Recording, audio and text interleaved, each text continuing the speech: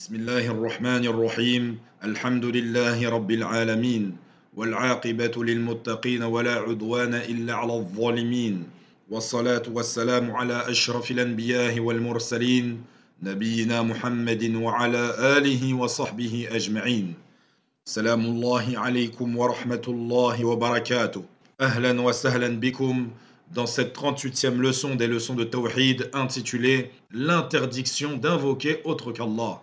Et nous sommes toujours dans les preuves tirées de la Sunna de l'interdiction d'invoquer autre qu'Allah Azza wa Jal. Dans le cours dernier, nous nous étions arrêtés au hadith de Nu'man ibn Bashir radiallahu an. Il nous dit que le prophète sallallahu alayhi wa sallam a dit que l'invocation c'est l'adoration. Et que le prophète sallallahu alayhi wa sallam a appuyé son propos avec un verset du Coran dans lequel il dit Allah Azza wa Jal et votre Seigneur a dit invoquez-moi, je vous répondrai. Ceux qui par orgueil se refusent à m'adorer entreront bientôt en enfer, humiliés. Ici, il y a une leçon immense à comprendre, immense à saisir. C'est que le prophète sallallahu alayhi wa sallam, nous sommes tous d'accord pour dire que ce que prononce le prophète sallallahu alayhi wa sallam dans sa sunna authentique est une révélation. وَمَا يَنْتِقُ عَنِ الْهَوَى إِنْ هُوَ إِلَّا وَحْيٌ يُوحَى. Et il ne prononce rien sous l'effet de la passion. Ce n'est rien d'autre qu'une révélation qui lui est faite. Ajoutez à cela, lorsqu'il parle de choses telles que celle-ci, s'il s'est permis de la dire, c'est que c'est une révélation de la part de son Seigneur. Pourtant, il appuie son propos pour prouver que son propos est véridique et montrer clairement à ses compagnons que ce qu'il dit est vrai. Il s'appuie de la parole d'Allah Azza wa Jal. Ceci pour dire, j'espère que l'on peut comprendre cela.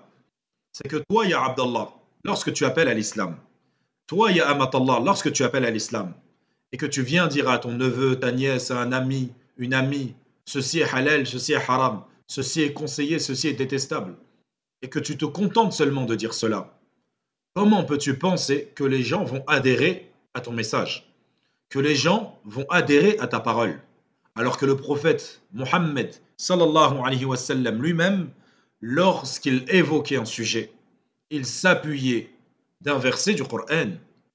Et ceci nous est reproché à nous qui prétendons vouloir suivre la sunna du prophète sallallahu alayhi wa sallam. Tu as des imams aujourd'hui qui se moquent de ceux qui, lorsqu'on leur ramène un sujet, un propos, ils demandent c'est quoi ta preuve du Coran ou de la sunna. Et ils se moquent de ceux qui demandent la preuve de leur dire. Et ils te disent, tu n'es que dans la théorique. Il y a le bon sens également. Il y a ce que tu vois devant tes yeux. Naam. Mais pour chaque chose que tu fais ou que tu ne fais pas, il te faut une preuve. Soit tirée du Coran, soit tirée de la sunna authentique, ou soit du consensus des savants. Et lorsqu'on dit savants, les premiers d'entre eux, ce sont les compagnons, ridwanullahi alayhim ajma'in. Également les contemporains. Et ça, le prophète sallam, à travers sa parole, il nous l'enseigne. C'est-à-dire, lorsque tu veux parler d'un sujet religieux, appuie-toi de la parole d'Allah. Et appuie-toi de la parole du prophète sallallahu alayhi wa sallam. Car nous ne sommes pas le prophète. Et le prophète lui-même, lorsqu'il parlait, il s'appuyait des versets coraniques. Allahu Akbar. Le prophète sallallahu alayhi wa sallam, c'est un prophète, subhanallah. Et pourtant, pour appuyer sa parole, il s'appuie du Coran. Subhanallah. Ceci étant dit, Shir nous donne une seconde preuve tirée de la sunna du prophète sallallahu alayhi wa sallam. Un hadith de Abdullah ibn Abbas radiallahu anhuma. Il dit et rapporte qu'un jour, alors qu'il était derrière le prophète sallallahu alayhi wa sallam sur sa monture, le prophète sallallahu alayhi wa sallam lui dit, donc à Abdullah ibn Abbas radiallahu anhu, et lui dit, oh mon jeune homme, ya ghulam, pour attirer son attention, je vais t'enseigner quelques paroles, c'est-à-dire quelques phrases utiles et qui sont d'une importance capitale.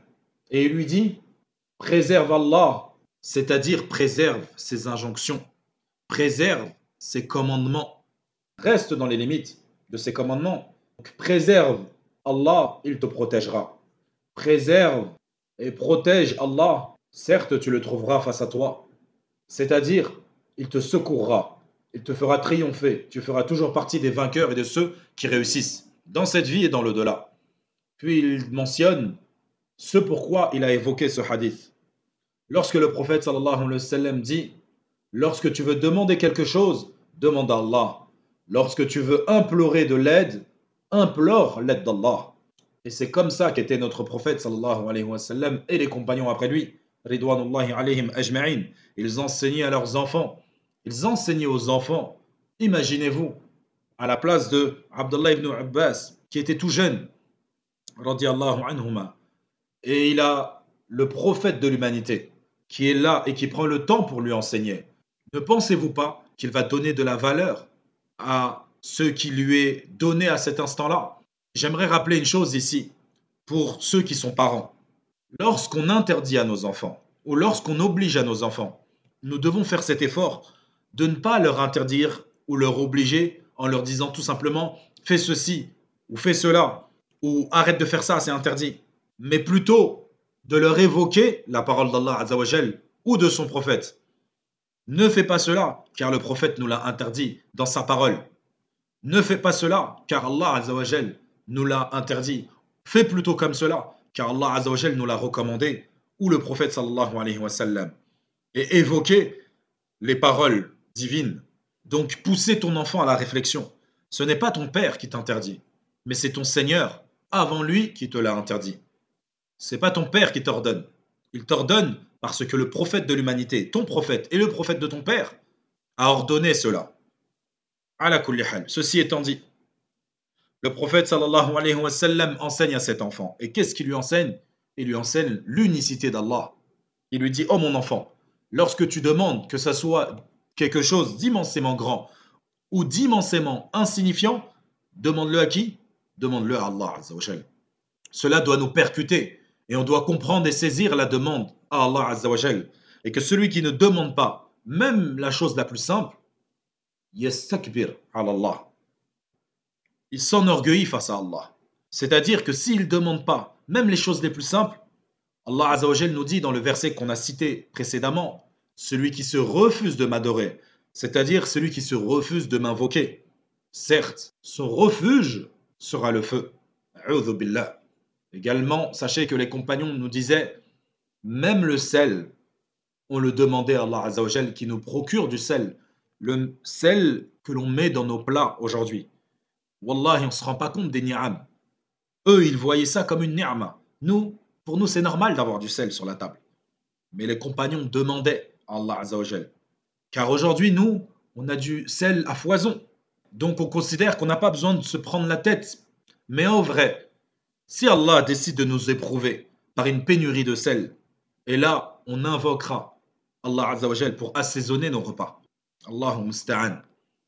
Les compagnons du prophète avaient compris cela. Ils ne délaissaient rien. Chaque chose, les choses les plus naturelles qu'ils faisaient, ils demandaient l'aide d'Allah Azza wa Jal.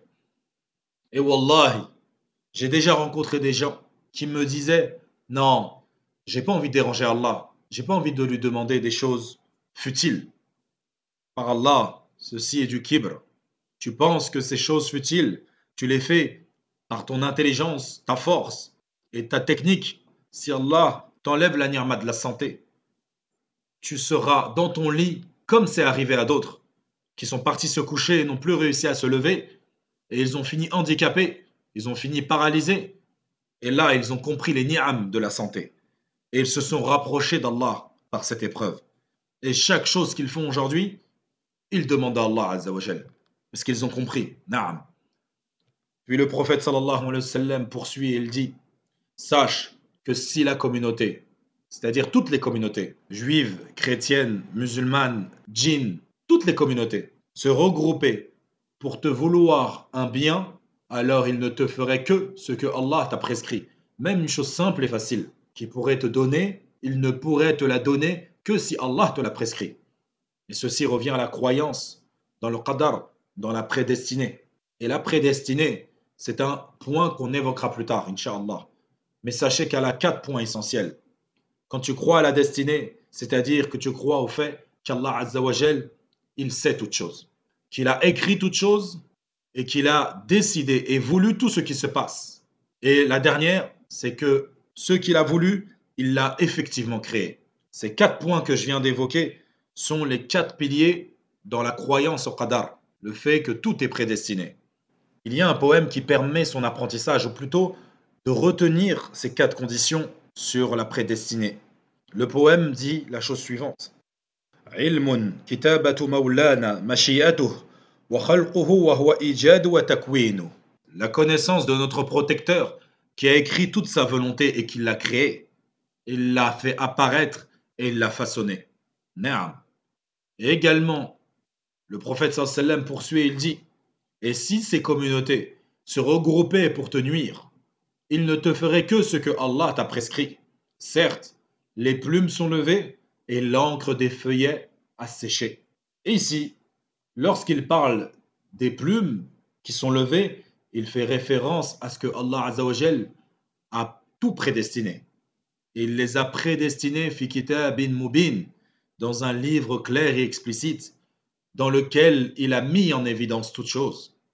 Donc tout ce qui nous arrive, ya ibadallah, et tout ce qui ne nous arrive pas, c'est parce que ça ne nous est pas prédestiné. Ce qui nous a loupé ne pouvait nous toucher. Et ce qui nous a touché ne pouvait nous louper. Et c'est pour cela qu'il faut comprendre que le croyant ne doit pas et ne devrait pas tomber dans une dépression lorsqu'il sait que tout est entre les mains d'Allah et que tout ce que Allah fait pour toi, c'est un bien pour toi, ya Abdallah. À tel point, Allah Azza wa Jal nous dit dans le Coran قل لن يصيبنا إلا ما كتب الله لنا هو مولانا وعلى الله فليتوكل المؤمنون. Allah il dit, Tabaraka wa Ta'ala, dit, rien ne nous atteindra en dehors de ce que Allah a prescrit pour nous. Il est notre maître, et c'est en Allah que les croyants doivent mettre leur confiance. Ici, il parle de Musiba, et lorsqu'il dit Musiba, il ne dit pas Alayna, c'est-à-dire contre nous, mais il dit Lana, ça veut dire que c'est pour nous, c'est-à-dire que même les malheurs qui nous touchent, et que nous considérons bien sûr comme malheur, mais auprès d'Allah, ce n'est pas un malheur, car c'est un bien pour nous, parce que ça nous apprend la patience. Et si on fait preuve de patience, on en est récompensé. Ça nous expie nos péchés également. Et ça peut nous élever en degré. Allahu Akbar. Donc tous les malheurs qui t'atteignent, ya Abdallah, ya Amatallah, sache que c'est en ta faveur. Bien sûr, si tu fais preuve de patience. Rajoutons à cela, si jamais lorsque tu es éprouvé, tu reviens vers Allah, sache que ton retour vers Allah est meilleur que tout ce que cette vie d'ici-bas peut contenir. فنكتفي بهذا القدر اليوم ولنا بقية وصلى الله وسلم على نبينا محمد وعلى آله وصحبه أجمعين.